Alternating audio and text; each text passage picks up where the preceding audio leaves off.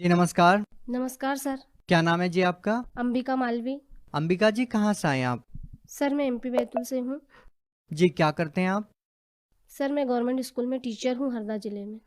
संत रामपाल जी महाराज जी से नाम दीक्षा लेने से पहले क्या भक्ति साधना करते थे आप? सर संत रामपाल जी महाराज जी की शरण में आने से पहले मैं अपनी हिंदू धर्म में व्याप्त सभी देवी देवताओं की पूजा करती थी, मंदिर जाती थी, उपासना व्रत सब किया करती थी। आपने संत रामपाल जी महाराज जी से नाम दीक्षा कब ली? सर मैंने संत रामपाल जी महाराज जी से नाम दीक्षा 29 जनवरी 2014 को ली है। जब आप ये सभी प्रकार की पूजा कर ही रहे थे तो फिर आप संत रामपाल जी महाराज जी की शरण में क्यों गए? सर ऐसा है कि मैं वो पूजा करते करते बहुत परेशान रहती थी, बीमार भी रहती थी। उन पूजाओं से मुझे कोई लाभ नहीं मिलता था, बहुत परेशानियाँ चलती थी। मेरा एक बेटा है वो मम्मी पापा के पास रहता था, मैं हरदा में रहती थी और मेरे पति इंदौर में रहते थे। हम सब अलग अलग रहते थे तो बहुत मैं परेशान रहती थी। हम आपसे ये जानना चाहेंगे कि संत रामपाल जी महाराज जी के बारे में कैसे पता लगा आपको? सर ऐसा है कि मैं ड्यूटी करती हूँ, जहाँ जॉब पे जाती हूँ तो वहाँ जाते जाते हुए मैं एक दो बार स्कूटी से गिर गई। तो मेरी रीढ़ की हड्डी में मतलब मेरी कमर में दर्द होने लगा। दर्द होने से मैंने छुट्टी ले ली, मुझसे खड़ा होना भी नहीं हो रहा था, तो मैंने छुट्टी ले ली और मैं मेडिकल पर छुट्टी लेकर के मम्मी पापा के यहाँ चली गई। वहाँ गई तो वहीं के डॉक्टरों को दिखाया तो उन्होंने उनकी दवाइयों से मुझे कोई आराम मिला नहीं। फिर मैंने हड्डी वाले डॉक्टर को नागपुर में दिखाया। वहाँ दिखाया तो उन्होंने मुझे मेरा एमआरआई किया और एमआरआई रिपोर्ट में मुझे L4 में और L5 में उन्होंने गैप बता दिया। उन्होंने कहा कि इसका इलाज ऑपरेशन है, नहीं तो आप कभी स्कूटी भी नहीं चला पाओगे और आपको बेड रेस्ट काफ़ी करना पड़ेगा, खड़े रहने में सभी चीज़ों में आपको बहुत परेशानी होएगी, फिर आपको सारी ज़िंदगी झुक कर के चलना पड़ेगा। फिर मैं घर आ गई। फिर घर आई तो मैं बहुत परेशान थी कि अब ऑपरेशन का बोला है डॉक्टर ने तो क्या करना है, मम्मी पापा सबसे चर्चा करने करी। उसी वक्त ऐसा हुआ कि मेरी मौसी का बेटा बरवाला गया हुआ था संत रामपाल जी महाराज के शरण में नाम दीक्षा लेने के लिए। वहाँ से आया तो वो हमारे घर आया। फिर उस वक्त उसने मुझसे पूछा कि दीदी आप कैसे आए, तो मैंने उसको सारी कंडीशन बताई कि ऐसी ऐसी मेरे साथ समस्याएं हो गई, इसलिए मैं घर आई हूँ छुट्टी पर। उसने कहा कि दीदी आप ऑपरेशन मत कराइए, एक बार आप ये संत रामपाल जी महाराज के ज्ञान को सुनिए। मैं वहाँ से उनकी किताबें लाया हूँ और सीडीज लाया हूँ, ये सीडी आप देखिए, उनके ज्ञान को समझिए। एक बार आप मेरी बात मानो, आप एक बार इनको समझो, फिर आपको जैसा उचित लगे करना। फिर उसने मुझे सीडी दी। मैंने सीडी चलाया तो उसमें सबसे पहले संत रामपाल जी महाराज सृष्टि रचना सुना रहे थे। तो सृष्टि रचना सुन कर के एकदम मैं तो शॉर्ट रह गई। मेरे पाँव के नीचे से ज़मीन फिसल गई कि ऐसा ज्ञान कि सारा विश्व भूला पड़ा है, मतलब सच्ची भगवान की पहचान किसी को नहीं है, ये ज्ञान तो हमने आज तक नहीं सुना। क्योंकि मैं बहुत पूजा पाठ करती थी और मैं बहुत ग्रंथ भी पढ़ती थी। मैं रामायण, सावन के महीने में रामायण पढ़ती थी और जब कृष्ण जन्माष्टमी आती थी उस दिन मैं पूरा दिन गीता पढ़ती थी, मगर ऐसा ज्ञान मैंने नहीं सुना था। तो मुझे बहुत अजीब सा लगा। फिर उसी वक्त मैंने बिल्कुल मन में सोच लिया कि ये जो गुरुजी बता रहे हैं, जो संत रामपाल जी महाराज सृष्टि रचना में जो इन्होंने बताया है बिल्कुल सही बताया है। क्योंकि मैं बहुत पूजा करती थी, इतनी करती थी कि लोग मुझे बोलने लगे थे कि ये तो बस हफ्ते में एक आध दिन खाना खाती है, नहीं तो ये पूजा ही पूजा करती है। मैं बहुत भजन भी गाती थी सर। फिर मुझे उनकी सृष्टि रचना सुनने के बाद पूर्ण ज्ञान हुआ कि पूर्ण संत क्या है, सही भक्ति क्या है। फिर मैंने संत रामपाल जी महाराज की शरण में जाने का निर्णय लिया। अंबिका जी आपने बताया कि पहले जब आप पूजाएं करते थे आपने गीता जी को अध्ययन किया, आपने बहुत सारी पूजाएं की, व्रत उपवास किए। तो जब आपको संत रामपाल जी महाराज जी ने अपना ज्ञान बताया और गीता जी खोल कर दिखाई, तो क्या आपको इन बातों का पहले पता नहीं लगा? क्या किसी साधु संत ने या किसी कथावाचक ने आपको ये बातें पहले कभी नहीं बताई? नहीं सर, नहीं बताई। क्योंकि गुरु के बिना अगर हम ग्रंथ भी पढ़ते हैं तो हमको उनका ज्ञान नहीं समझ में आता है। क्योंकि गुरु सांकेतिक शब्दों के अर्थ को विस्तार में बताता है।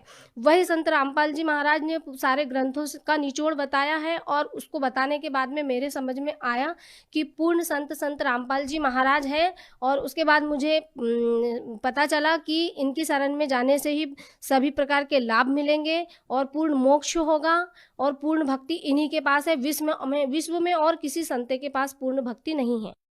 अंबिका जी आपने बड़े दावे के साथ ये बात कही है कि संत रामपाल जी महाराज के अलावा कोई भी पूर्ण गुरु नहीं है। जब आपने संत रामपाल जी महाराज से नाम दीक्षा ली तो उनके द्वारा दी गई भक्ति साधना को करने के बाद, उनसे नाम दीक्षा लेने के बाद क्या आपको कोई लाभ मिला? सर सबसे पहला तो मुझे आध्यात्मिक लाभ मिला, जिसके लिए मैं बहुत भटक रही थी। मुझे सच्चे सच्चे भगवान मिले, जिसके लिए मैं बहुत तड़पती थी, क्योंकि मैं घंटों मंदिर में बैठ कर रोती थी, घंटों में भगवान की पूजा करती थी, क्योंकि मैं उनको सच्चा समझती थी, पर उनके मन में कभी कोई दया नहीं मेरे लिए। जब मैं पूर्ण परमात्मा संत रामपाल जी गुरु की शरण में गई, जाते से ही वहाँ मुझे ऐसा लगा कि नहीं, मैं असली भगवान के पास आ गई हूँ। संत रामपाल जी महाराज ने जब मुझे आशीर्वाद दिया, मेरे सिर पे जैसे ही हाथ रखा तो मुझे ऐसा लगा, एकदम मेरे शरीर में करंट सा लगा और मैं एकदम स्तंभ हो गई। फिर गुरुजी ने मेरे तरफ देखा, मुस्कुराया, मुझे प्रसाद भी दिया। उठा करके मैंने प्रसाद लिया और बस गुरुजी ने 2 बार मेरे सिर पे ऐसे हाथ रखा और मुझे एकदम से ऐसा लगा, एकदम मेरा शरीर ठंडा हो गया कि मेरी सारी बीमारी एकदम ख़त्म हो गई। मुझे ऐसा लगा सर। आपको आशीर्वाद देते ही एहसास होने लगा कि आपकी बीमारियां ठीक हो जाएगी? सर जी सर, बिल्कुल उन्होंने जैसे मेरे सिर पर हाथ रखा तो मुझे एकदम मेरा शरीर ठंडा हो गया और अचानक से मेरा सिर भी बहुत दुखता था। उन्होंने जैसे हाथ रखा कि एकदम से ऐसा लगा कि मेरे अंदर से कुछ निकल गया, क्योंकि डॉक्टर को मैं दिखा चुकी थी। मेरे हाथ में ये मेरा रीढ़ की हड्डी का हड्डी के डॉक्टर के पास का रिपोर्ट है। L4 और L5 में मुझे गैप था और जैसे ही मैंने संत रामपाल जी महाराज का आशीर्वाद लिया, आधी तकलीफ बिल्कुल मेरी वहीं ख़त्म हो गई। बिल्कुल मैं फ्री मुझे लगने लगा एकदम। मेरी जो रीढ़ की हड्डी में दर्द था वो भी बिल्कुल ख़त्म सा लगने लगा मुझे। सर उसके बाद ऐसा हुआ कि मेरा मेरा पारिवारिक जीवन भी अच्छा हो गया। फिर सर ऐसा हुआ कि जब मैं प्रेग्नेंट हो गई, उसके बाद में मैं रूटीन चेकअप के लिए एक दिन हरदा अस्पताल जा रही थी, तो उधर से वापस आते आते स्कूटी पे मेरे पति भी थे, मेरा बेटा भी था, मैं भी थी और हमारे सामने एक बाइक चल रही थी। वो बाइक एकदम उसने बाइक रोक दिया तो हमारी गाड़ी उससे टकरा गई। गाड़ी जैसे टकराई तो हम लोग तीनों गिर गए। मेरे पति को भी नहीं लगी कहीं और मेरे बेटे को भी ज़्यादा नहीं लगी, पर मैं एकदम हाथ के ऊपर बैलेंस पे गिर गई तो मेरा हाथ फ्रैक्चर हो गया। मेरे हाथ में लगी, मैं बहुत घबराई कि मैं मतलब बच्चे को तो कोई चोट नहीं आई। फिर वहीं पर नज़दीकी डॉक्टर को दिखाया तो डॉक्टर ने उन दोनों का ट्रीटमेंट किया, मेरा तो नहीं किया। बोले आपके हाथ में तो शायद आपको हड्डी के डॉक्टर को दिखाना पड़ेगा। हम दूसरे दिन फिर दूसरे दिन वापस मैडम के पास में गए तो सबसे पहले मैडम ने मेरा सोनोग्राफी किया। मैडम से मैंने पूछा कि मैडम बच्चे को कहीं कुछ तो नहीं लगी? तो मैडम ने कहा कि नहीं, बच्चे को कहीं कुछ नहीं लगी, अब आपके हाथ की बात है तो आप हड्डी वाले डॉक्टर को दिखाओ। मैं हड्डी वाले डॉक्टर के पास गई, उन्होंने मेरे हाथ का एक्सरे किया, बोला कि आपकी हड्डी फ्रैक्चर है, आपको बैंडेज चढ़ाना पड़ेगा, पहले 7 दिन का फिर 28 दिन का। और मेरी डिलीवरी की तारीख भी मैडम ने 15 अगस्त की बोला था तो नज़दीकी थी। तो मैं डॉक्टर से कुछ बोली नहीं, मैंने कहा ज़्यादा बहस करूँगी तो ये मुझे नहीं ट्रीटमेंट नहीं करेंगे, तो मैंने कुछ नहीं बोला और 7 दिन का कच्चा बैंडेज चढ़ा लिया। उसके बाद ऐसा हुआ कि उन्होंने मुझे पक्का बैंडेज चढ़ाया, तो वो पक्का बैंडेज मैडम बोलने लगी कि आपको 12 दिन में निकलवाना पड़ेगा, चाहे आपका हाथ ठीक हो या नहीं हो, क्योंकि आपका मैं फिर सीजर कैसे करूँगी, बच्चे का कैसा क्या होगा। तो मैं फिर डॉक्टर के पास गई, डॉक्टर ने बोला कि 12 दिन में तो आपकी हड्डी नहीं जुड़ सकती है, आपको अब मैं आपकी रिक्स पे आपका बैंडेज निकाल देता हूँ। मैंने कहा कि ठीक है डॉक्टर साहब। तब फिर मैं संत रामपाल जी महाराज के पास मैंने दंडवत प्रणाम किया और मैंने गुरुजी से रोते रोते प्रार्थना करी कि मालिक अब मैं नहीं जानती कि क्या होगा मेरे हाथ का, लेकिन मैं अब क्या करूं, मेरे कुछ भी समझ में नहीं आ रहा है। फिर जब डॉक्टर ने मेरा बैंडेज काटा तो डॉक्टर ने हाथ मेरा सब दूर घुमाया, ऐसा बोले मोमेंट हो रहा है कि नहीं हाथ में, तो सब मेरा हाथ अच्छा हो रहा था। डॉक्टर बहुत आश्चर्य से बोलने लगा कि अरे तुम्हारा हाथ तो 12 दिन में जुड़ गया। तो मैंने उसी वक्त डॉक्टर से कहा कि डॉक्टर साहब ये मेरे संत रामपाल जी महाराज की मुझ पर दया है। फिर मैडम ने मुझे एडमिट कर लिया। उस टाइम तब भी ऐसा हुआ सर जी कि मेरी शुगर बहुत बढ़ गई। फिर मैडम मुझे बोलने लगी कि आप शुगर के डॉक्टर के पास जाओ इंदौर, आपकी शुगर तो ज़्यादा बढ़ गई और आपकी शुगर अगर बढ़ी रहेगी तो मैं फिर आपका सीजर नहीं कर पाऊंगी।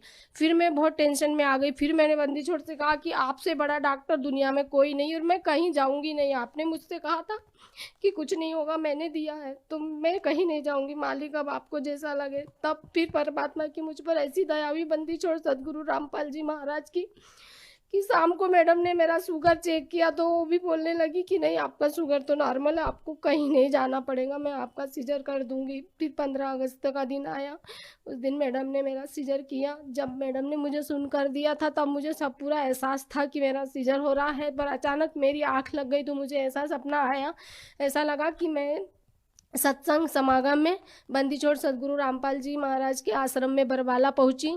वहाँ पे बंदी छोड़ सदगुरु रामपाल जी महाराज सबको आशीर्वाद दे रहे थे। आशीर्वाद की लाइन में मैं भी लगी थी। मैं सबसे आखिरी में थी। गुरुजी सबको आशीर्वाद देते देते आए।